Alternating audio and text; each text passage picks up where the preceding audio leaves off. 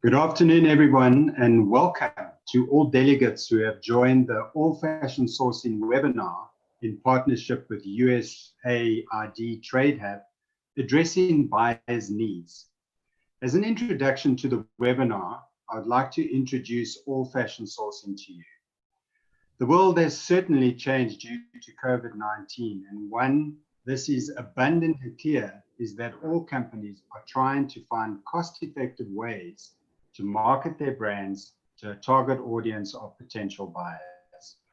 Whilst we know that nothing is quite the same as face-to-face engagement at a physical exhibition, we have to adapt to meet current business and consumer needs. To continue supporting the apparel, textile, footwear, leather, and fashion industries in Southern Africa, All Fashion Sourcing Cape Town will open its 2020 edition on a virtual event platform. This virtual platform enhances the reach for exhibitors across Africa or globally. It's an extremely cost-effective alternative to traditional exhibition, has intelligent matchmaking capabilities, and really it links relevant buyers to sellers. Both visitors and exhibitors will obviously benefit from a massive reduction in other normal physical exhibition costs, including travel and accommodation. The platform will remain live for 3 months after we have our live event. We already have 140 companies signed up to the platform, and we look forward to welcoming you as a potential exhibitor or visitor from the 3rd to the 5th of November. Please visit allfashionsourcing.com for more information, or contact any one of our team members who will gladly send you information or take you through a live demonstration to show you all the functionalities of the platform. Ladies and gentlemen, it is now my pleasure to introduce you to George McCrory, the Deputy Chief of Party, USAID Trade Hub. George has over 25 years experience working in programs aimed at enhancing regional integration and strengthening the region's competitiveness, focusing on trade, investment, policy issue, standards, communication, and project management. George, welcome, and over to you. Thanks very much, Neil. Good afternoon, everybody, and a warm welcome. Welcome to those that have attended this series of webinars in the past, and all those that are attending for the first time.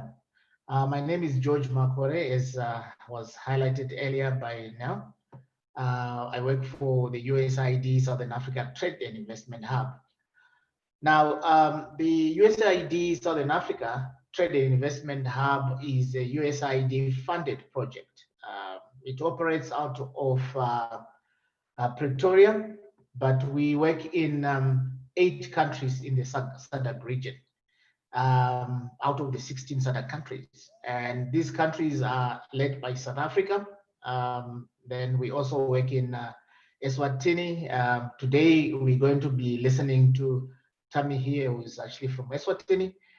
We also have presence in Lesotho, Namibia, Botswana. We also have presence in Mozambique, Zambia, and Malawi. So those are the 8 countries we work in. Now, in these 8 countries, our role is really to work with organizations, firms like some of the firms that you come from, to increase sustainable economic growth, global export competitiveness, and also trade in those countries as well as our region. We have 3 main objectives as a project. The first objective being looking at 7 countries that are in addition to South Africa. So we're looking at, for example, Eswatini, working with companies from Eswatini that would want to export products that they produce into South Africa. So all the 7 countries other than South Africa, we identify partners that we can assist or work with to export products into South Africa. The second objective looks at identifying funders or financiers in South Africa. And in this case, we are looking at both funding and technology transfer from South Africa into the 7 countries that I mentioned earlier, in order to assist those companies to be able to increase production, to be able to meet standards and other needs that they might require. Then the third objective is one of the reasons that we are all here today for, which is exporting to the US under the African Growth and Opportunity Act, popularly known as AGOA program. And we work with all the 8 countries and look at the products that are AGOA eligible, over 6,500 product lines. And we then help to identify buyers in the US who will be interested in products from the region. So we work with companies in that area. So those are the main areas that we look at in the 8 countries that I've mentioned. So for today's webinar, for today's meeting, we're going to be looking at fashion and products that are required in the US. And we have got a number of experts that are going to take us through that. To help us go through that program, I'm going to call upon Tammy Dlamini, who is the USAID TradeHub country representative for Eswatini, formerly known as Swaziland. And Tammy is the one who leads our activities in Eswatini.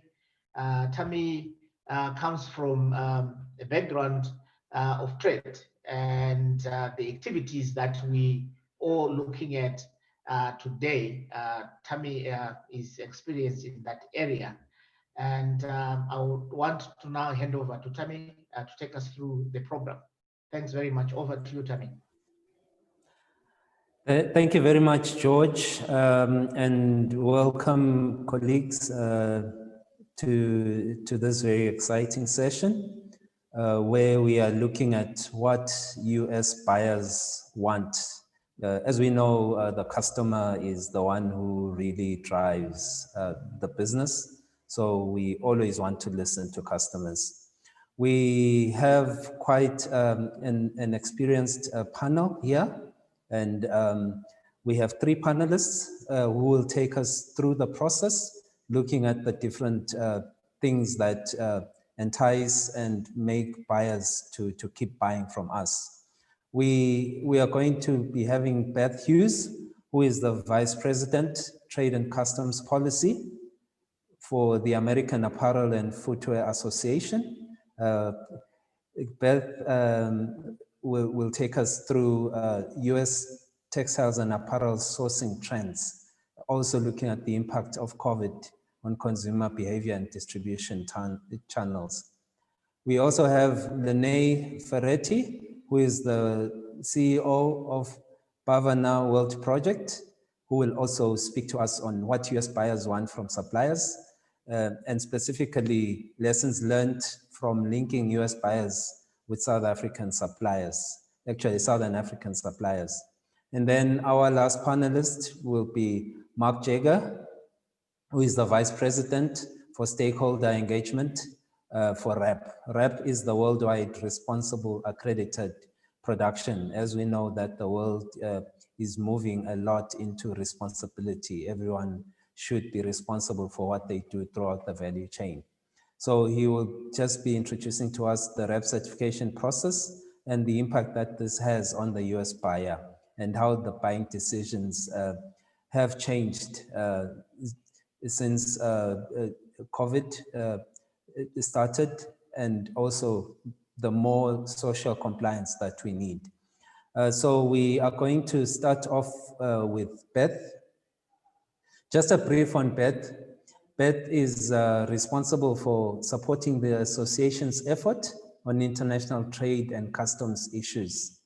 Beth oversees trade policy the Trade Policy Committee, as well as AAFA's Customs Group. Before joining the American Apparel and Footwear Association, Beth served for 6 years as Senior Director for International Affairs at the International Dairy Foods Association. She earned a Bachelor of Arts degree in Political Science at George Washington University, and also received a Master of Arts in International Affairs from Florida State University. Beth, over to you. Thank you. Great, thank you so much. I'm just gonna share my screen here. And there we go. Okay, great. Well, thank you so much for having me today. It is my pleasure to talk to you about what we're doing at AAFA.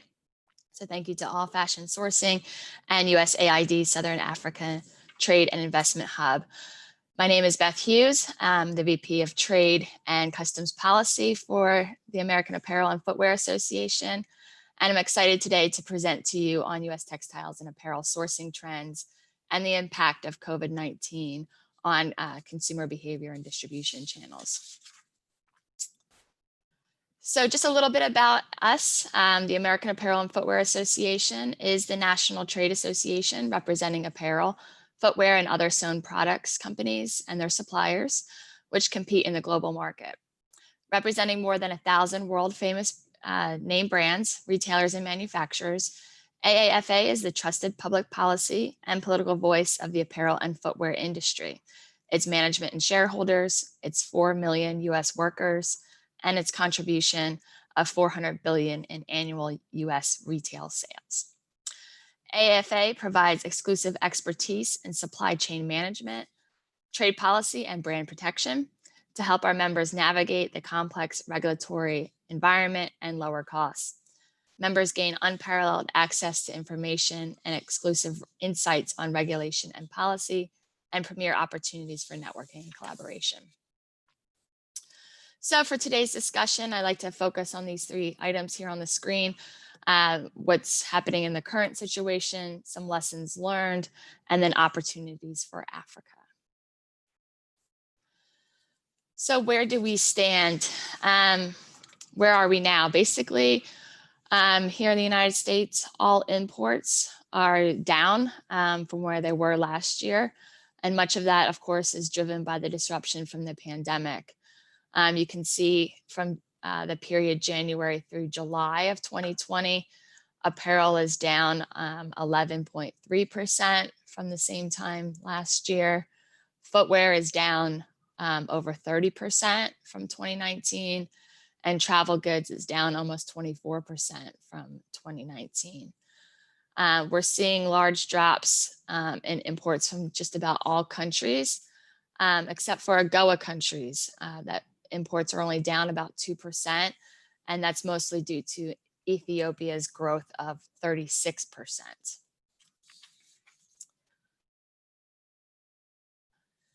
So, you know, the question is, why is this happening? Of course, people are staying home. They're working from home. Their businesses are either closed temporarily or to curb the spread of COVID-19. People have been told to continue to work from home for the foreseeable future.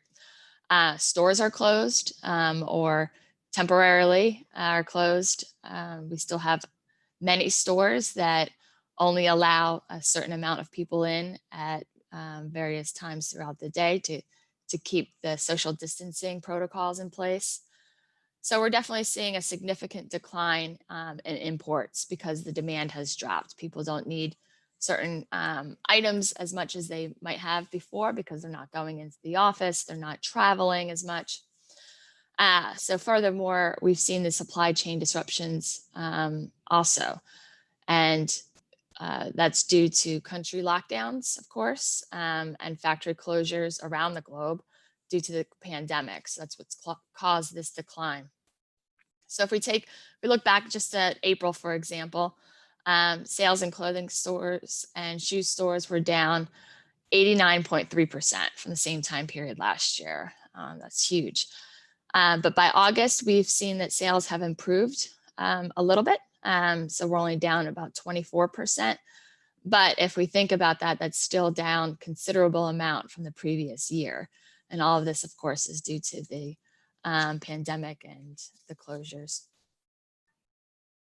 So if we look at department stores, it's a similar story. In April, sales were down about 45% from the same time period last year.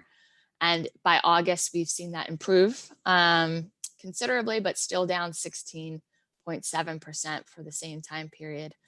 So these numbers are getting better as our economy starts to recover, but there is a sustained drop in demand, and that sustained drop will continue over the long term. We are expected to have more spikes from the pandemic, which may cause more closures, which will keep people home, and the demand will remain low. So we are seeing a lot of changes as well at retail. First, there's been a huge growth in e-commerce, of course. Consumers are buying more online, more so than ever due to the pandemic. They're having it shipped directly to their homes. They're also buying online and having it shipped to the store, where maybe they can just do a curbside pickup. So that's definitely increasing. You can see that e-commerce sales are up about 30% this past June versus the same time last year. We're also having continued closures of stores, like I mentioned earlier, as retailers have continued to keep some locations temporarily closed due to the pandemic protocol. Others have closed locations permanently, either because they aren't performing as well, which may be a little bit more to the norm as consumers, to my earlier point, have decided to turn to e-commerce and buying more of their products online rather than going into the store. And then some are closing permanently, and that's maybe due to bankruptcies that we've seen over the past few months. We're seeing a record number of these bankruptcies, actually, 27 so far. And the story is not over, as there is still considerable turmoil and uncertainty. So not all bankruptcies result in companies going out of business, but they do result in long-term changes to the retail landscape. So we have new owners and new directions, a lot of new players. And in the short term, they also mean challenges, as transactions with a company in bankruptcy proceedings are obviously much more difficult. So, and third, we have changes in what people are actually buying. So there's less demand for business suits, as you can imagine, since we're all working from home.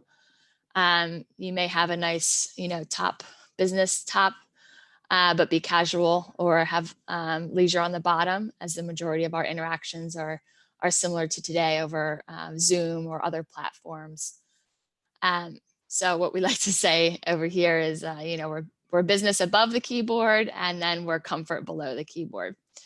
And then, of course, face masks are becoming more and more part of our normal everyday wardrobe. So, how long are we going to be wearing, these face masks for? We don't know at this point. Like I said, we might have more spikes, at least here in the United States. And of course, that would we'd expect that globally as well.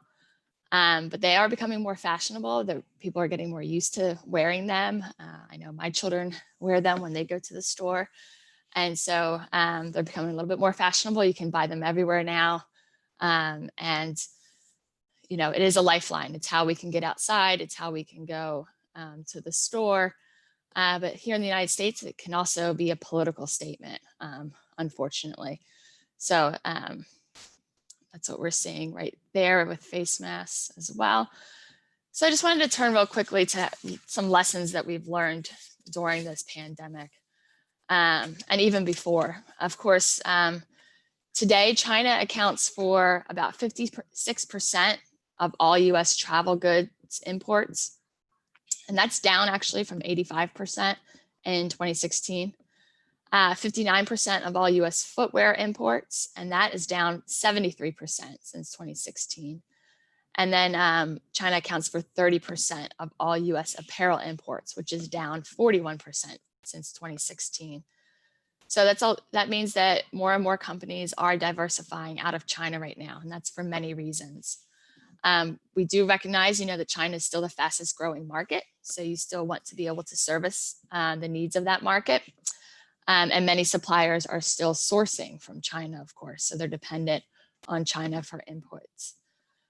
We saw a lot of that this year, especially in the United States, with the personal protective equipment, such as face masks and other items that were being produced in China and exported around the globe, but especially to China, or to the United States rather.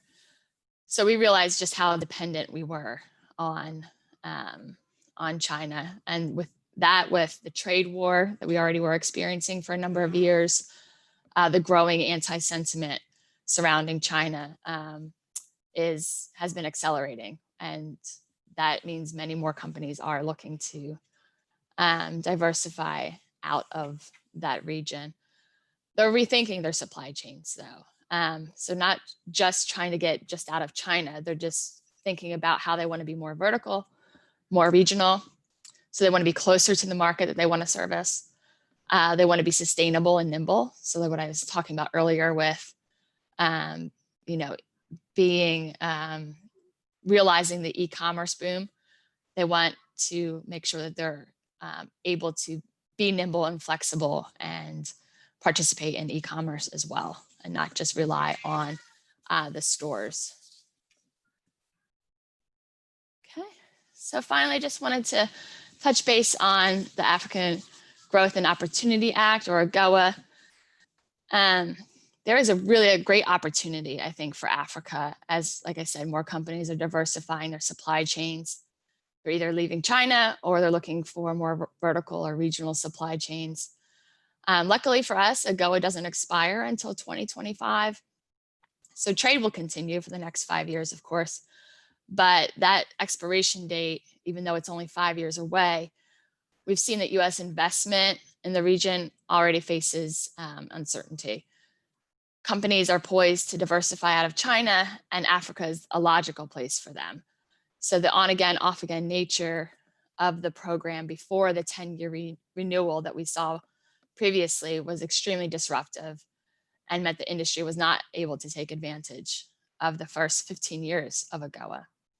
So if AGOA were to be renewed right now for about another 10 years, we think that companies would have that necessary certainty and time frame they need to grow a more vertical and responsible and competitive industry in Africa up to and past 2025. AGOA's renewal will need to accommodate the overall US goal of negotiating free trade agreements with beneficiaries of AGOA. And we've told our Congress and our administration that we think that AGOA should be renewed now for another 10 years so that we can re-inject that predictability to support investment well ahead of the current 2025 expiration. So I'm going to leave you with that. I appreciate your time today, and I'm happy to answer any questions once we get to that portion of the program. Thank you.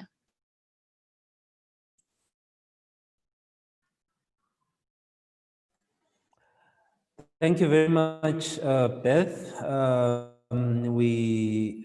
We are going to take questions, ladies and gentlemen, for all the panelists at the end. But we do have a chat box for questions and answers. If you go to the bottom of your screen, there's a question and answer section there.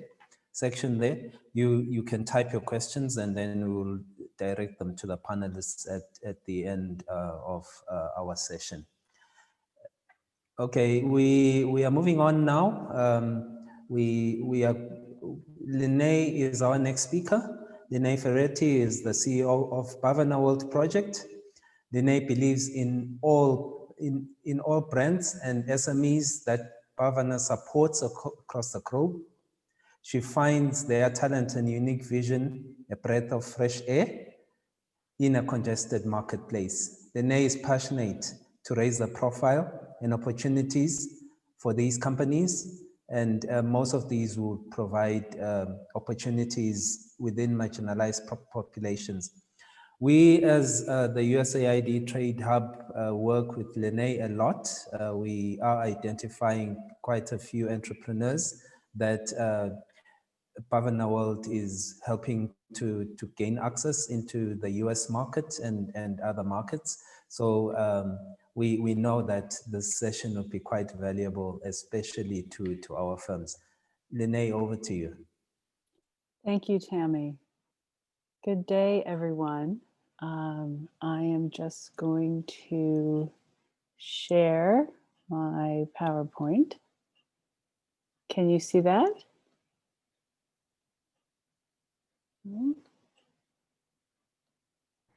Yes, Lene. Yes. Okay. Thank you, George. That's very kind. So welcome, everyone. And it's a great honor to be with you today to talk about how to stand out and be competitive in the US market as a Southern African fashion supplier. And so the product categories I'm going to focus on are fashion, apparel, accessories, and footwear. And I'm going to talk a bit about trend in the marketplace and also what to look for to be more competitive when interacting and reaching out to the US market. So let's get started. Also, I should say all the products that you're seeing here are all made in Southern Africa. And we at Bhavana have been working with these suppliers and finding, as Tammy said, so much potential and opportunity in their brands. And so look forward to working with them further and continue to connect them to the US market. Okay, so starting out, let's look at what some consumer market trends are. And understanding the trends of how consumers are looking at products helps you to stand out. Now, this is all within the context, of course, of COVID-19. And Beth laid out the situation as far as purchases and purchase levels and how they have been impacted by COVID. But I wanted to also talk about consumer trend direction and where consumers are headed and what their values are. Because understanding this will help you as an organization and as a business align to those values and put that into your messaging and marketing as well as your practices in your business. And so we look at the Gen Z demographic, which now makes up 40% globally of all consumers, and that equals 150 billion in the United States alone. These are younger shoppers. They're becoming the largest demographic. And the fashion industry needs to become aware of their expectations and demands because their footprint as a demographic will continue to grow. They're interested in quality and price, as all consumers are, but they have additional values that they look for in a company. And that includes the mission of the company itself and the values that that company represents, practices of sustainability, inclusivity, and traceability.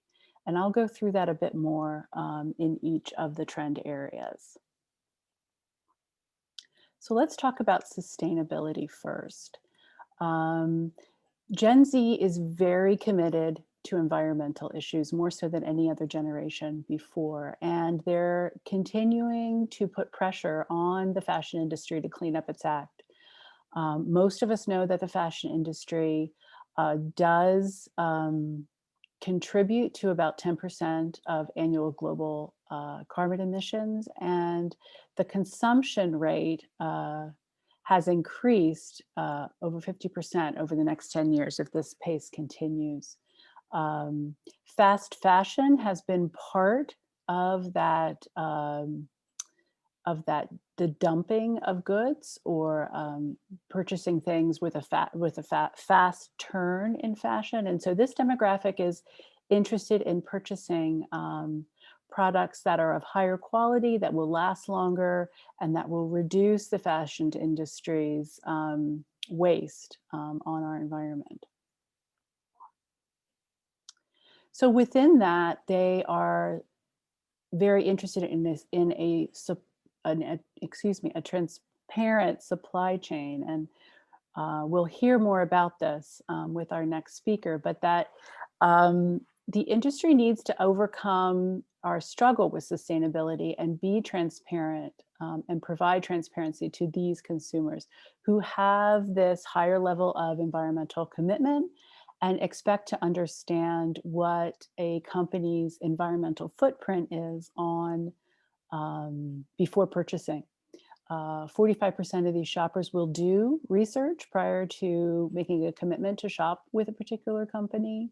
And this traceability has begun in other industries like the food industry. And so the fashion industry needs to catch up for Gen Z consumers to be able to support these brands. And we'll see greater pressure put on the fashion industry to prove sustainable practices and traceability through their supply chains. And brands will need to scrutinize their own practices and the practices of their partners and suppliers to be able to provide transparency to their customers within the supply chain. And this photo is a photo of Fashion Revolution, which is a campaign that is based in Europe that demands traceability in the fashion industry. And then there's technology. And as Beth said earlier, we are all engaging in technology in a very different way than we had previous to COVID-19. It is impacting how we're consuming products through online sales. And so this generation expects an integrated supply chain model that is able to move from online to in-store experience. And so they expect to have that kind of service available. It's not that they don't see the benefit of stores, but they want that technology leveraged to be able to have a more cohesive and multi-channel approach to their experience. And so we know that from the National Retail Federation, these shoppers are checking their smartphones while they're in the stores, comparing prices or showing things to their family and friends and asking for advice. So technology, we all know, has ramped up to a new level that our industry will have to embrace to continue to grow. So these are major outward facing, I would say, market trends. And Tammy said earlier, the consumer drives,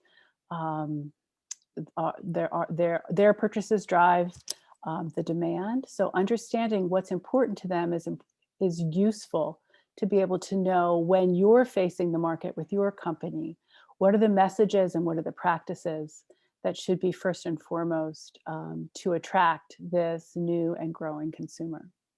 So now there's the part about being competitive. So we can know what the market demands, but we also have to understand how to competitively serve that market. And so I'm going to go through a few points that will help, hopefully help to understand some of the pitfalls and also some processes that are necessary to serve the US market most efficiently. So I start with operations and production management. This doesn't always seem obvious, or maybe seems like it is a given, but in many small companies in particular, there are a few people wearing a few hats. And the recommendation is that for an operation that is manufacturing a product for sale, that there is a delineation between production management and operations management. Production management meaning those activities that deal with the manufacturing of the product itself, the time utilization, the cost utilization, the control of capital and labor to make that product, and really the internal looking within the organization of how to maximize your production. The management operation deals strictly or more directly with the consumer themselves. There's more need, there's less labor, but there's more need for continual touch and communication with that customer.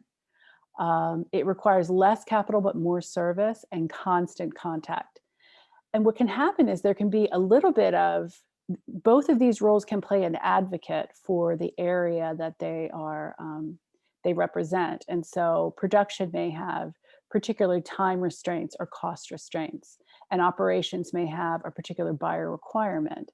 And by having these roles more clearly delineated, it can help to mitigate some of the conflict that can come up, or you can address those questions directly within the organization before going out to the buyer.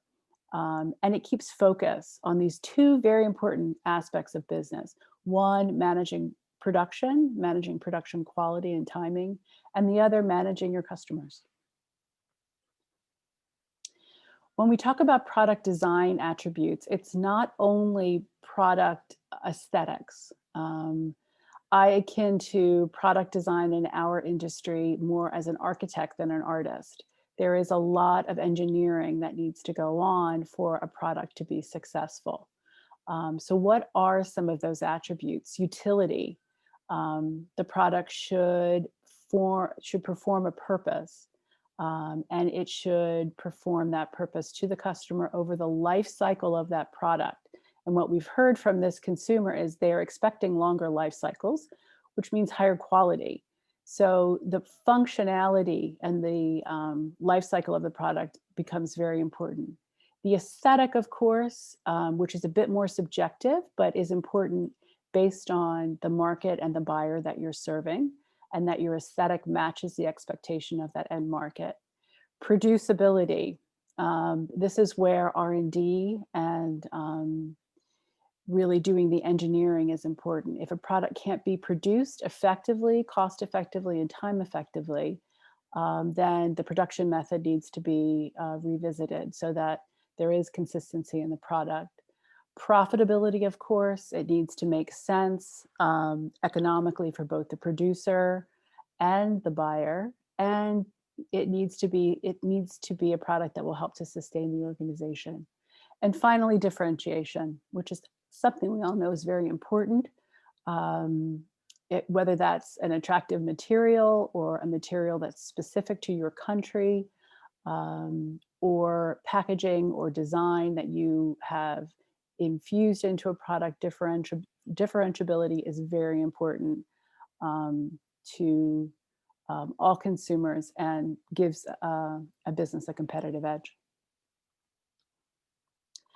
So the benefits of quality control. This is one of those points that I always tend to go on about too much, because I believe quality control is really a critical area of management for a sustainable business. Quality control can bring so much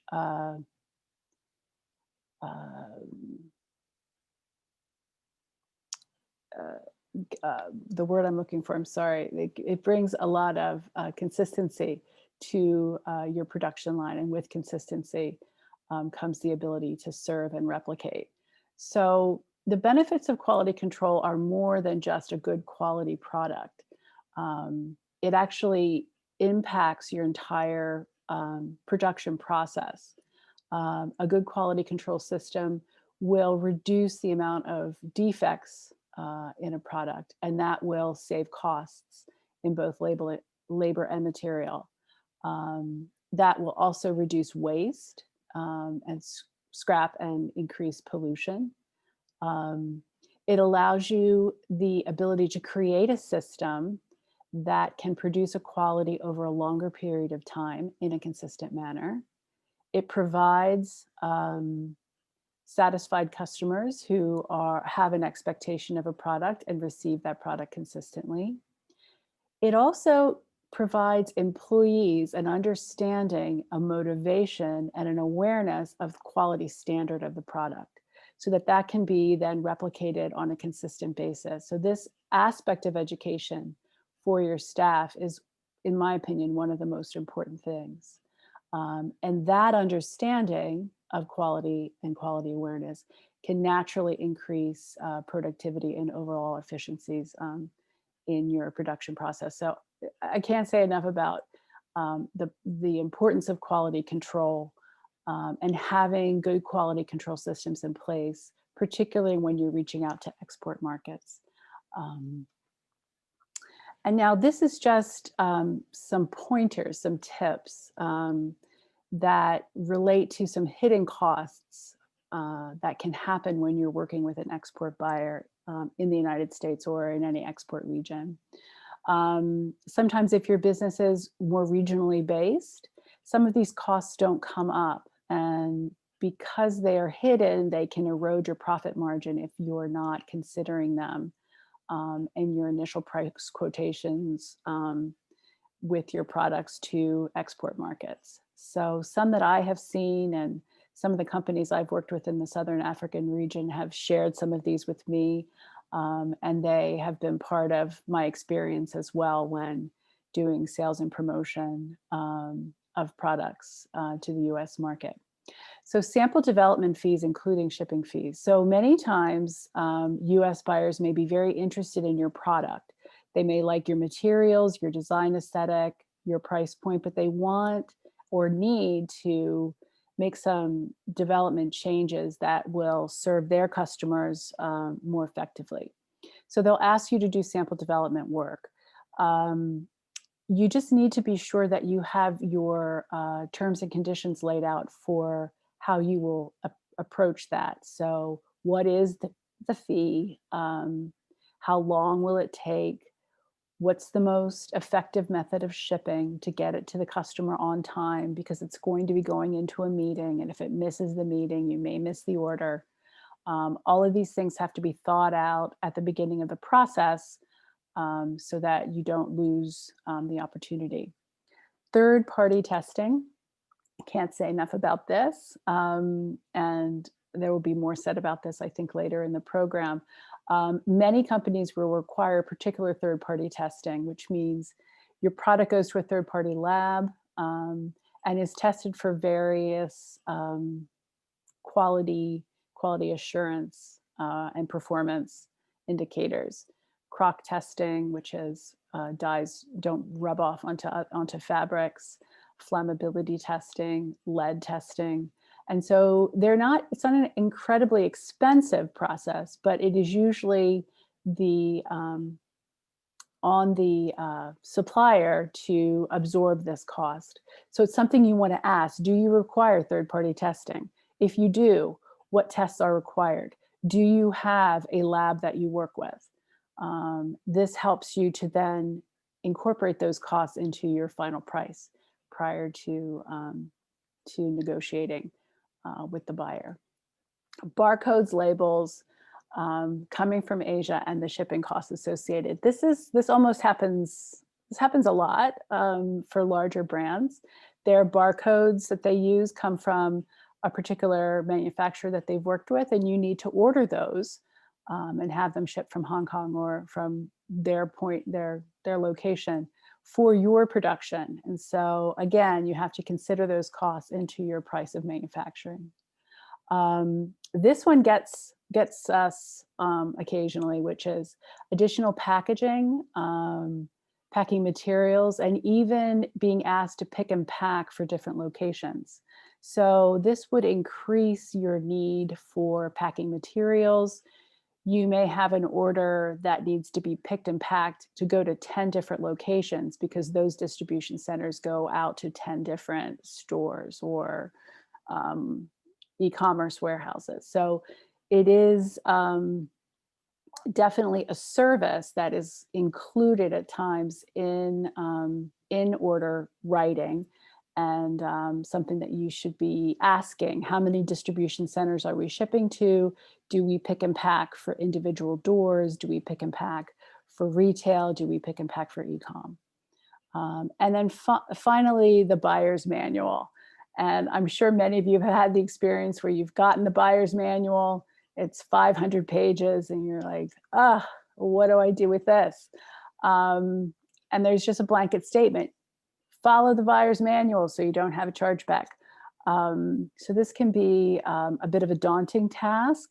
Some of the things I've mentioned here are indicated in the buyer's manual. Most of the time, companies understand, if you're working with them for the first time, that you will have questions. And so taking your time and walking through that is important. Oh, excuse me. Locations and logistics. I always recommend to the companies that I work with to understand simple logistic costs and logistic suppliers in your region that can ship to the market that you're looking to target. In many cases, some buyers are new to these parts of the world and may not have the contacts. In other cases, they may have freight forwarders that they use all around the world. But if you can provide information to them about what carriers serve your area, who that point of contact is, what a general cost might be, this helps to provide confidence and helps the company understand what some of the logistics challenges might be and how to mitigate those in an effort to move your goods into their market. Beth mentioned AGOA, and we're all here in some form of capacity to help maximize the AGOA opportunity between the United States and the African countries that are AGOA approved. I would say don't always assume that your buyer understands AGOA. Take the opportunity to explain the duty savings that AGOA offers in your particular product classifications. In some cases, it can be up to 30% savings. We are salesmen, and so it's important for us to sell this opportunity, because with duty savings that high can really be a very strong competitive advantage on price, while also differentiating supply chain management and new locations. So it can really be a win-win for both the African producers and the exporters to the United States and the consumers. But don't assume that it's clear to everyone the way it's clear to you, and use it as a selling tool. What are some of the advantages of sourcing in South Africa? Of course, we've talked about the AGOA duty categories. Diversification, Beth mentioned this as well, the importance of diversification and expanding in one of the fastest growing markets. Socially responsible supply chains, supporting Black and women-owned businesses. This is becoming more and more important to the US consumer, and is something I think that will continue to grow and become important to consumers looking to diversify and support different types of businesses. Vetted capacity in new regions through the South Africa Trade and Investment Hub, small batch manufacturers using handmade skills, something that is very trend relevant in the US market right now, and the ability to do branded collaborations with exceptional young designers. This is an aspect of marketing that has become very popular, where larger brands want to bring younger brands under their wing and do a branded collaboration. And so there's exceptional young talent in Southern Africa for these opportunities to continue or to multiply. Thank you very much to the South Africa Trade and Investment Hub, to Messe Frankfurt, to USAID, and to the panelists. It's been a pleasure speaking with you, and I hope the information I shared helps you in your business.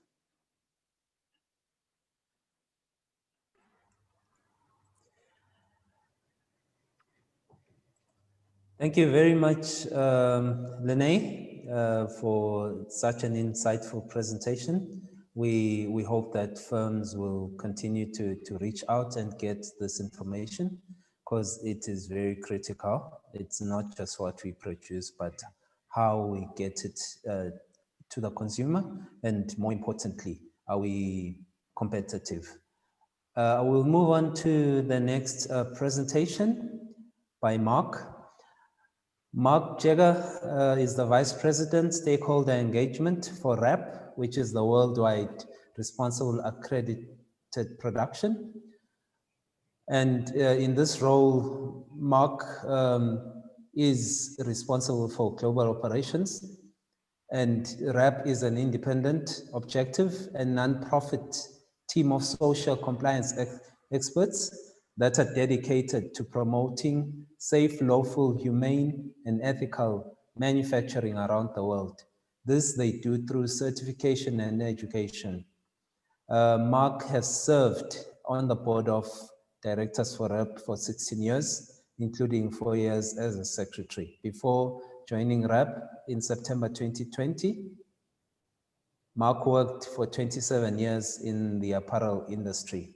Over to you, Mark. Thank you, Tammy.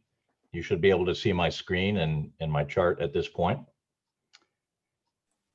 And I want to thank USAID, the Southern African Trade Hub, All Fashion, Beth, and Lene.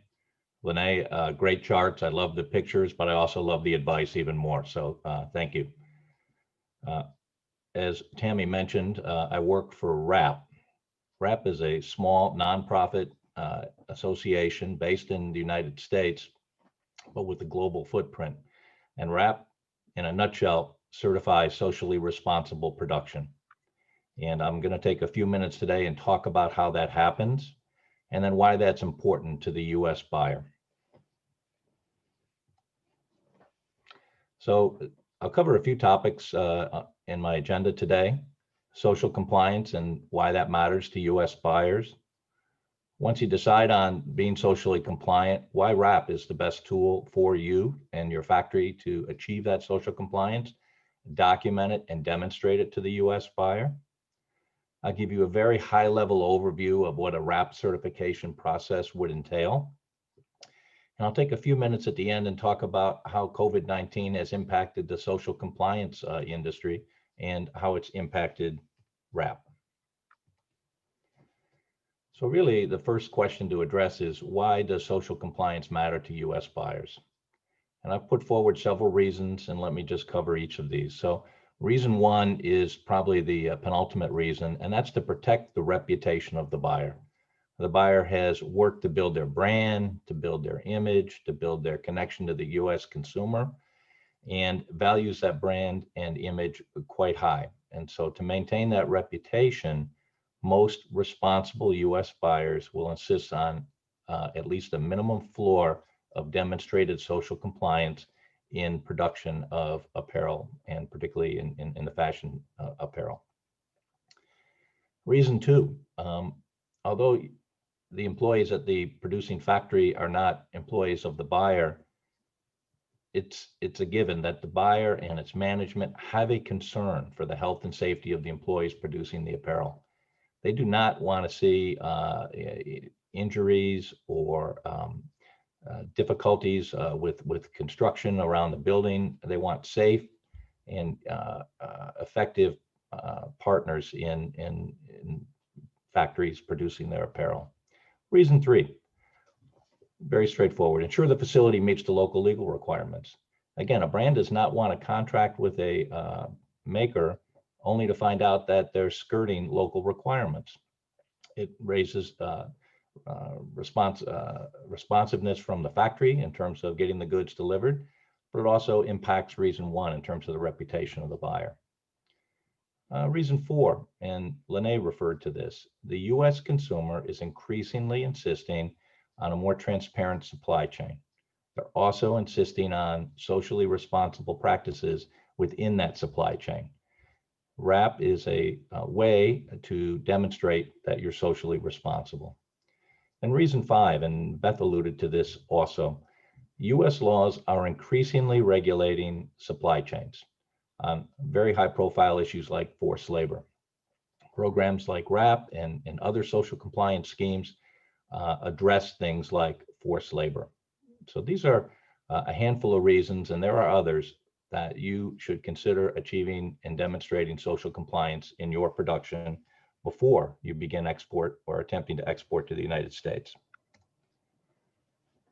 So you want to be socially responsible, you want to demonstrate you're socially responsible, and you're going to ask next, how do we do that?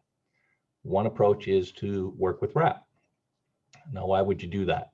First of all, WRAP is the world's largest independent factory-based certification program focused on apparel, footwear, and sewn product sectors.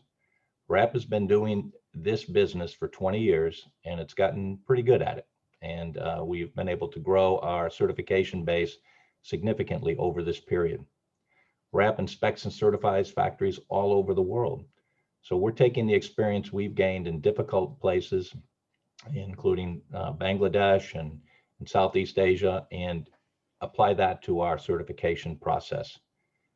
WRAP is objective. We don't line up with the buyers in the United States, and we don't line up solely with the sellers. We're an in-between nonprofit with global expertise dedicated to achieving safe and lawful manufacturing around the world. And we do it again through certification that you're socially responsible, and education through things like this seminar today.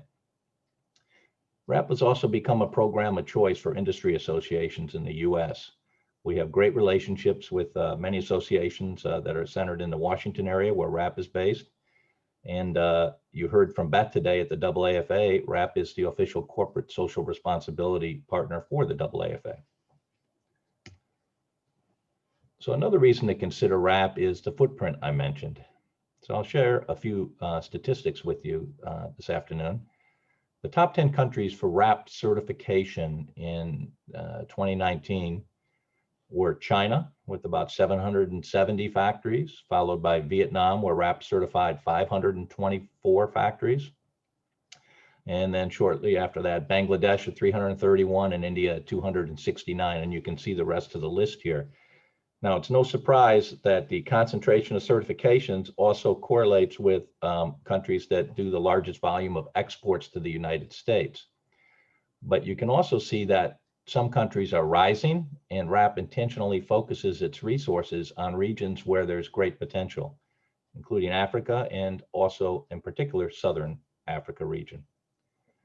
In 2019, WRAP received over 3,000 applications for factories to become certified. And again, these are factories in the sewn product sector, primarily apparel, but also travel goods, footwear, and tier 2 and 3 facilities supporting each of those types of industries. And currently, and we track this information very closely, there are over 2,700 WRAP facilities that are certified, representing and covering almost 2.7 million workers across 40 countries. So one of the things that WRAP focuses on as a nonprofit, we're not driven to return shareholder value or to pay a dividend. One of the key indicators and metrics for WRAP is how many employees at any given point in time are working in a WRAP certified facility. If it's a WRAP certified facility, we feel we're moving our mission forward of certifying socially responsible production, and that's a benefit to the buyer and a benefit to the seller.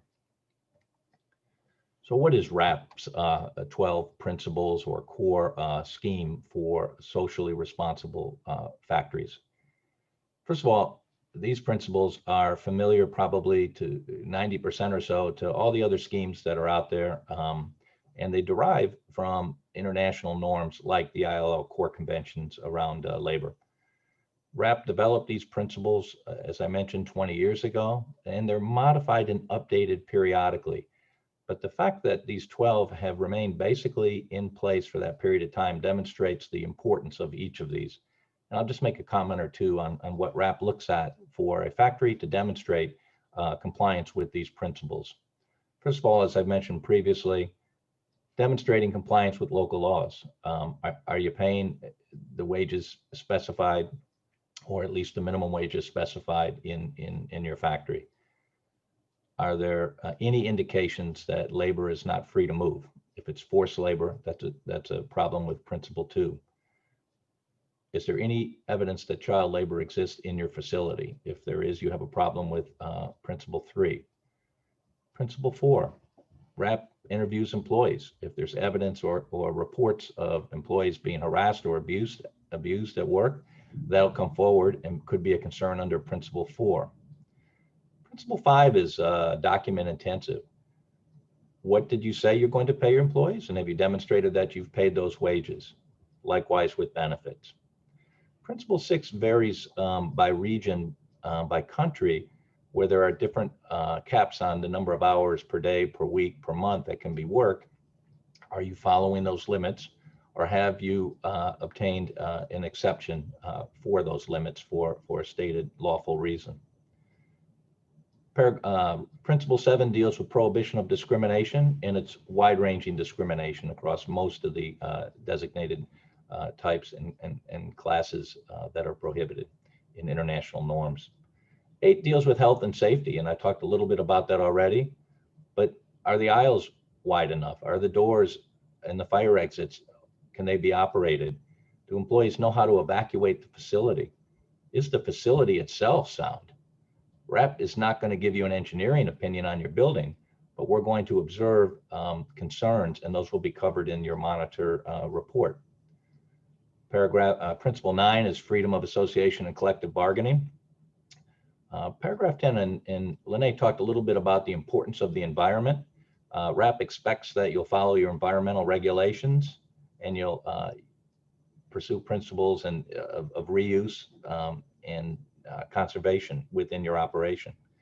And principle 11 and 12 run together, and essentially they ask that you have a secure supply chain to the United States. This is important for a RAP certification, but it also becomes a twin benefit of the RAP program, in that RAP's approach is every facility is monitored once a year against these principles. This will allow you to demonstrate to the U.S. Customs authorities that you take security of your shipments seriously, and will help you demonstrate that you meet what's called the CTPAT requirements that most likely your buyer is already committed to meeting.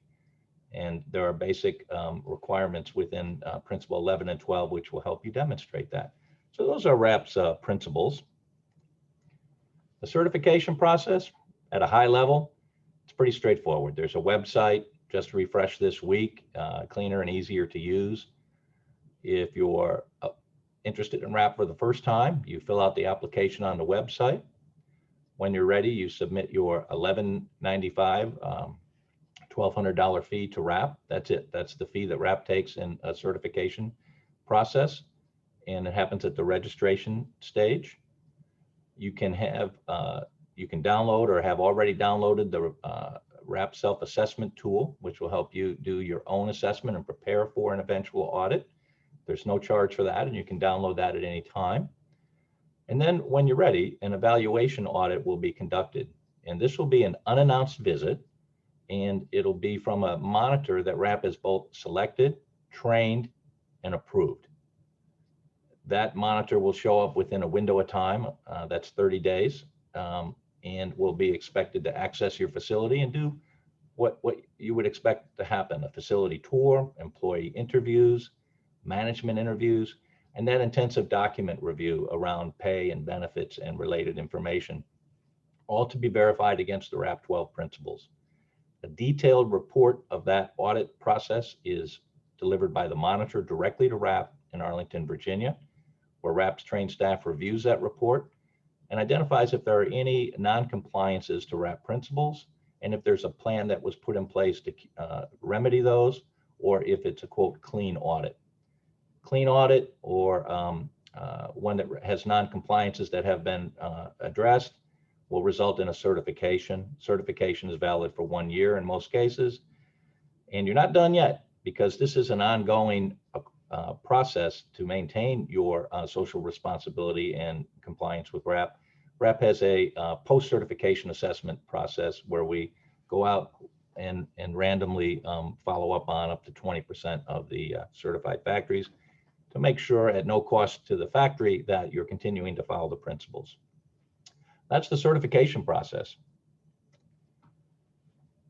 So you can't just register, pay your fee, and expect to pass the RAP scheme. Instead, you're going to have to, and we encourage you, particularly the first time through, to download that self-assessment tool, decide how you're going to set up your management systems to document compliance with the 12 principles. It's going to take a commitment from top management, and you're likely going to need to identify one or more individuals to take the lead. Many factories have a designated compliance manager. Sometimes it's also within the HR function, but it's a person who is responsible for driving across the entire operation commitment to the RAP 12 principles. And then again, it's not a checklist, but it's an audit to see that you've both adopted programs, you've deployed them, and that you're actively pursuing throughout the year compliance with the RAP principles. And we'll need to see the documentation. That's what the auditors come to look at.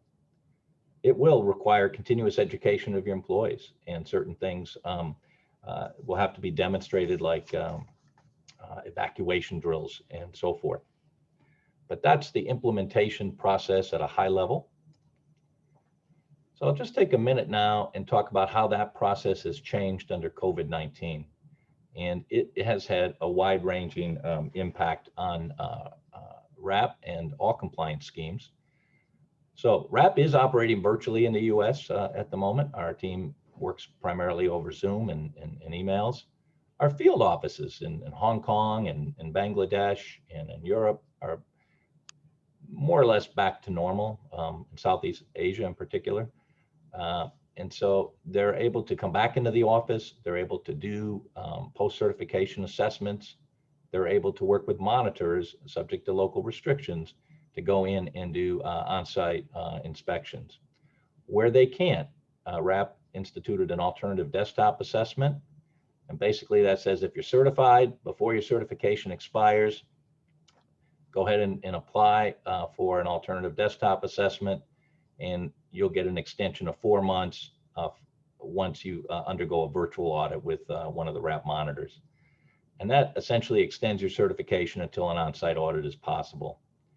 And RAP has had, in some cases, to defer doing new factory audits where restrictions are in place locally. So we've adjusted to COVID, we've worked with the monitors, we've worked with the factories, and we feel we found a way to continue to move forward and achieve these certifications that buyers still are insisting on. So maybe a final point, why RAP? I like this quote. It takes 20 years to build a reputation and 5 minutes to ruin it. And if you think about that, you'll do things differently. And that's from Warren Buffett, CEO of Berkshire Hathaway. And I might point out, Berkshire Hathaway also owns Fruit of the Loom. Fruit of the Loom has been a long-time supporter of RAP, and we've certified a number of their facilities, and they see the value in that. So I want to thank you for your time and attention today, and would welcome any questions as we go through general questions for the panelists. Thank you.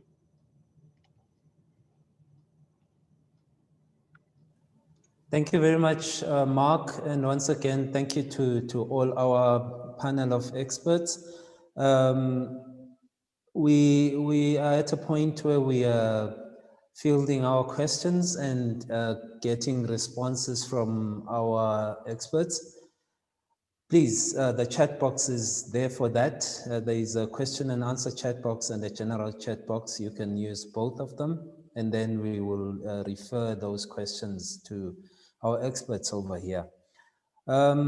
Just a few issues or questions. For you, Beth, what is the size of your membership and how many brands does it represent?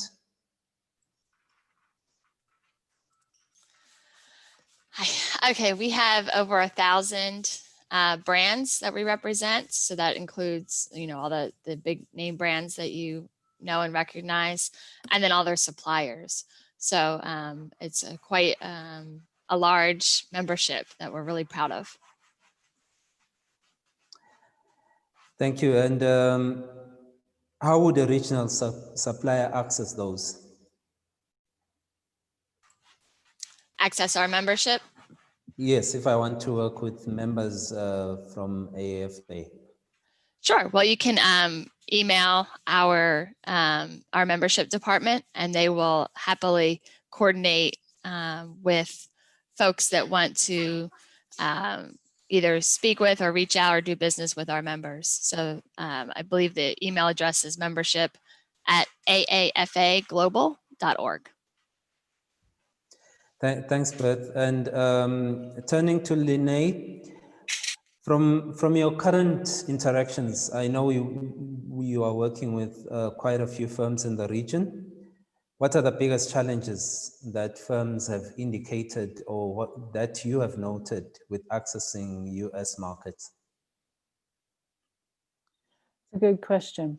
I think it's a varied, there are varied challenges.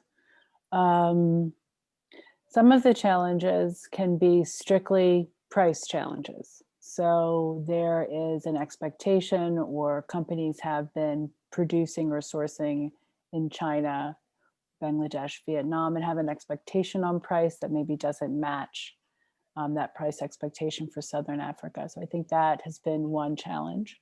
I think another challenge is cross-border logistics. So the cost of getting goods to port can be rather expensive depending on country. And so that has created some limitations as well. And I think another general point would just be speed to market. I think it's very unfortunate, and I think we're at a place where things are changing, where we're still in a bit of a fast fashion mode operationally, where we want to be moving into more of a sustainable practice. And depending on the firm, depending on the buyer, they may be sourcing in very tight lead times, and maybe that's not the right type of it doesn't benefit the company to try to deliver on those tight lead times. So I think we need some calibration there in expectation of timing. And then I think it's also just getting up and running with the requirements of the US market. Samples, packages, spec sheets, patterns, all of these things, they take time, and there's a learning curve. And so there's an investment that the firms have to make before orders will come. Thank you very much. And Mark, what's the first thing that if I'm sitting in Eswatini or Lesotho, what's the first thing that I should do if I want to become RAP certified? I think a good first step would be to go to the RAP website and download the pre-audit assessment document that's available and take a read through that. And then take a view on if you're serious about becoming certified, begin to work within your management structure to identify who will take the lead responsibility and how that will be executed. There are also regionally RAP offices in the home office where you can connect and send your questions if you have those. So that would be a great start. I did also, Tammy, receive a question or two that relates to the process, and maybe I could just add on at this moment. There was a question about RAP auditors. RAP does not employ these auditors. RAP certifies, trains, educates, and then approves these auditors within a region. RAP works to have auditors available locally to reduce the travel expense. RAP will conduct some of its own audits, but those would be the post-certification audits, not the primary and initial audit. If you want to become a RAP auditor, then there's a process where you can apply to RAP to do that, and you need to go through training with RAP to be a RAP certified auditor. And RAP does not have an office in Africa at this time, but we are very pleased to see the growth in sourcing that is occurring. And just 2 years ago, we, for example, did not have a certified factory in Ethiopia. Now we have 10 already this year. And again, 2 years ago, we had only 2 certified factories in Kenya. Now we have 15. So we think it'll just be a matter of a year or two, and we'll see numbers of certified factories in the southern region. Thanks, Tammy. Okay, thank you very much, Mark. Linnae, there is one that's directed towards you. Thank you all for the time. I've done some international distribution during the period 2005 to 2008.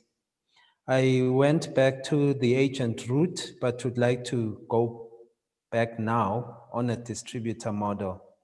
Do you have a company that one may approach that would introduce me to suitable distributors? I guess it depends on, they looking for, the answer is possibly yes. Are they looking for distribution of goods, so warehouse distribution, or a wholesale distributor? Okay. Sim, can I bring you in here? What would be the role of the hub, of the USA Trade Hub in assisting a firm like this? Thank you very much, Tammy, for getting to me. What would actually suggest to the companies that they reach out to the US Trade Hub with the details that we're actually going to share, then we can actually look at the circumstances and be able to help in that direction. Thank you. Thank you. There's a question for Mark. Oh, I think Mark has already responded to this. It's on the auditors. I actually had another question for Mark. What are the main challenges that you are finding with compliance that firms face, and what then happens if we comply this year and next year we have challenges? So the challenges that we see sometimes are regionally or more country specific.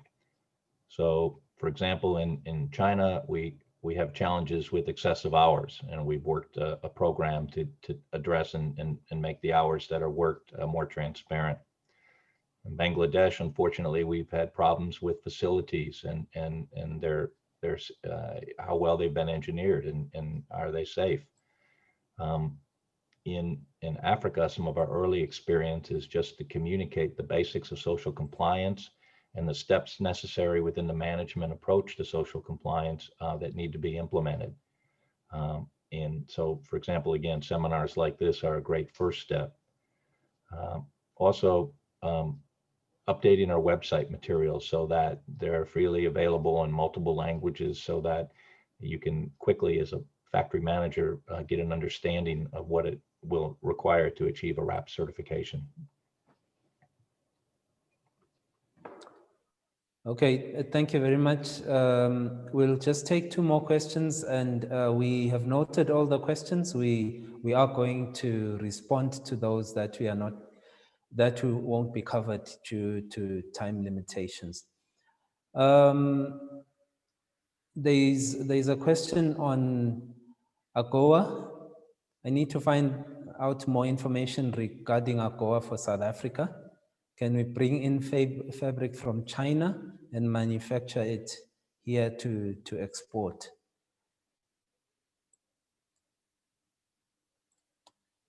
This is an AGOA specific question. Beth, I'm not sure if you filled that one, but this we also will also then you can refer it to the country office on the details that you're going to bring up, and we'll definitely then work through it. Beth, do you have a comment on this one? Yes, sorry. There are specific rules for AGOA, so definitely want to make sure you know, read through those. So I would refer to, like you said, Tammy, the country to specifically look through it to make sure that you're following all of the rules of origin specifically. Tammy, it's George here. Yes, please go ahead, George. I can respond to that, or Sim can respond to that. You can choose who you want to. Yeah, please go ahead, George.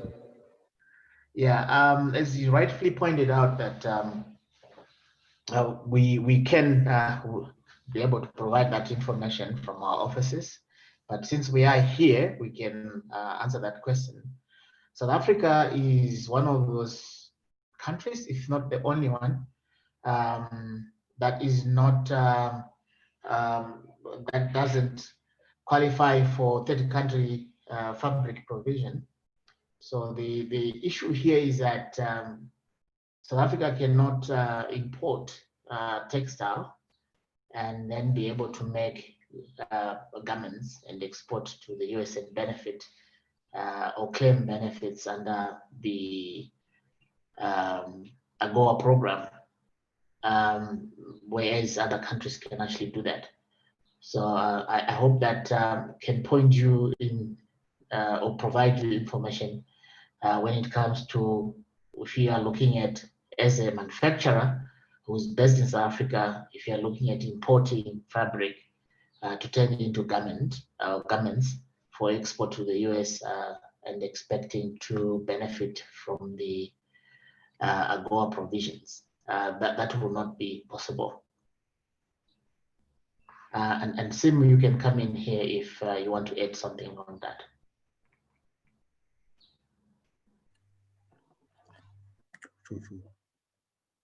Thank you very much, George. I think that's well covered.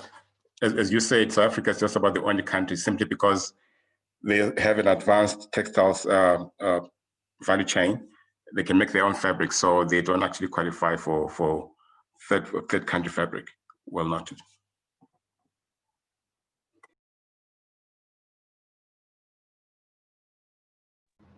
Back to you, Tammy.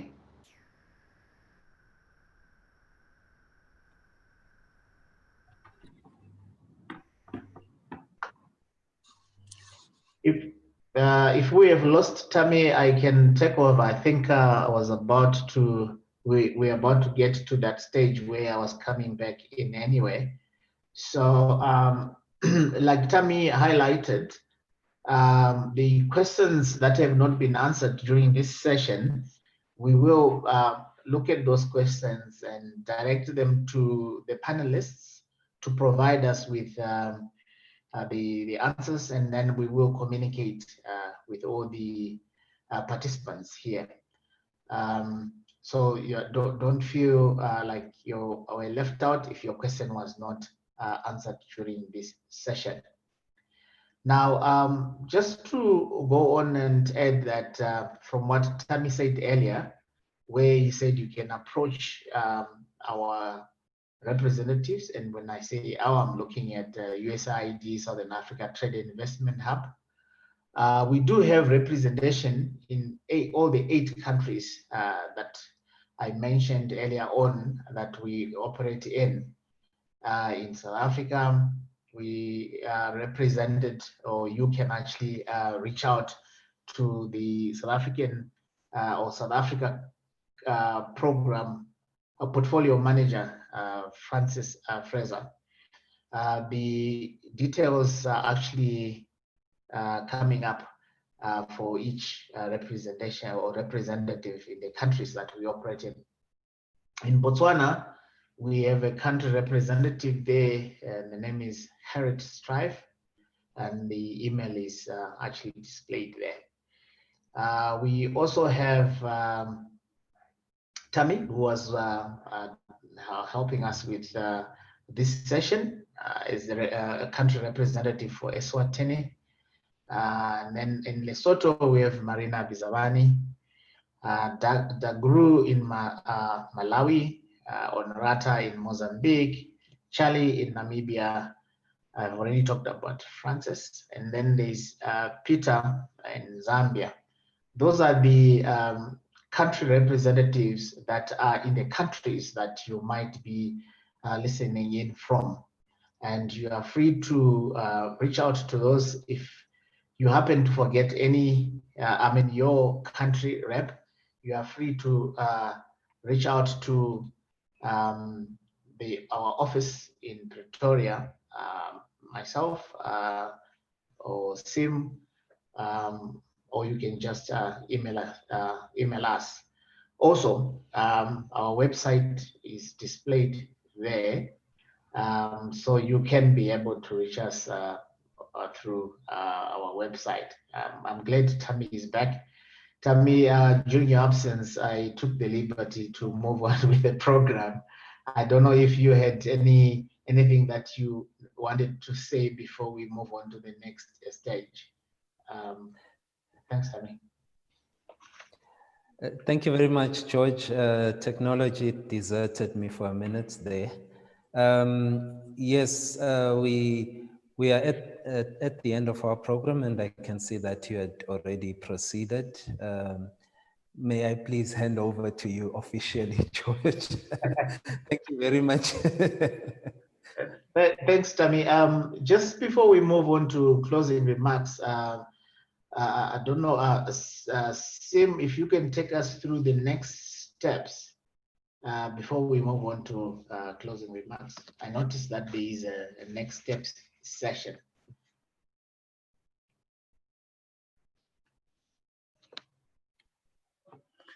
Thank you very much, George. Well, thank you so much for all the participants maybe that have attended all the webinars that we've been doing. And basically, the collaboration has been to try and build up all the traction towards our virtual trade show that Mr. Frankfurt actually going to be hosting in November. And what we're currently looking to do is to ensure that our suppliers are part of what the buyers are looking for, and then we can actually try and support each other and help each other as we go forward with this collaboration. And from the Hub's perspective, we'll continue to be hosting webinars around the textile and apparel value chain. And we hope that we can be getting to interact more with the participants, ensure that we increase our exports into the US and obviously to South Africa. I think briefly that is what I can refer to at the moment. Thank you so much, George.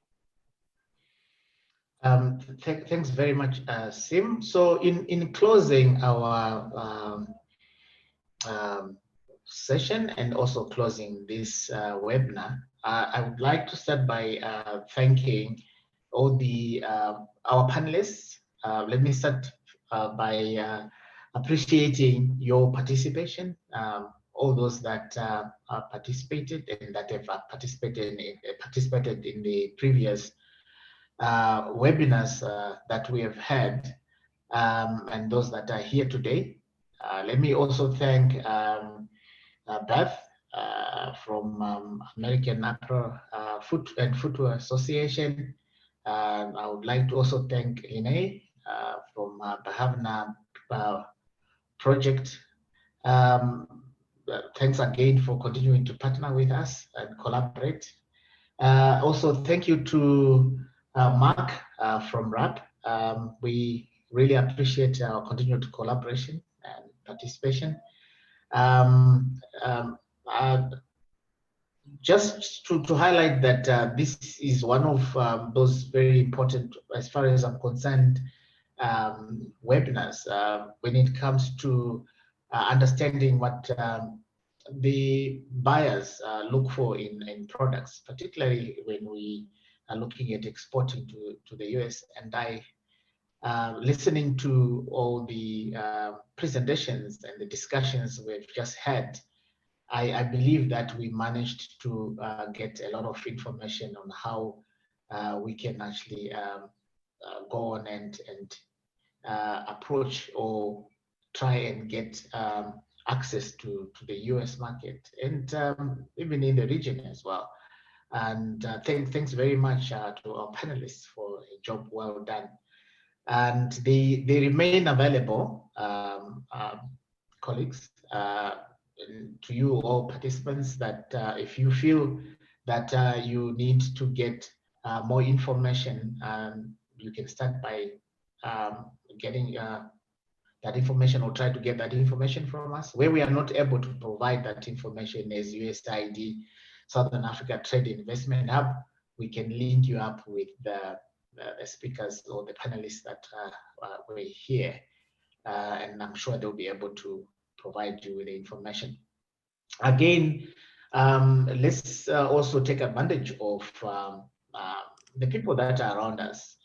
You'll be surprised how much information is contained or that we have amongst ourselves. And let's continue to cross-pollinate ideas and use each other's experiences and the information to be able to answer some of the questions that we might have. So I do hope that you all found this webinar worth your while, and you will then be able to use the information going forward. We looking at this as I think the final of the series that we have been having, but we're still available to interact with you whenever you have questions that you would want us to answer. Thanks very much to everybody for attending. You have a lovely day, and we look forward to seeing you again very soon. Thank you.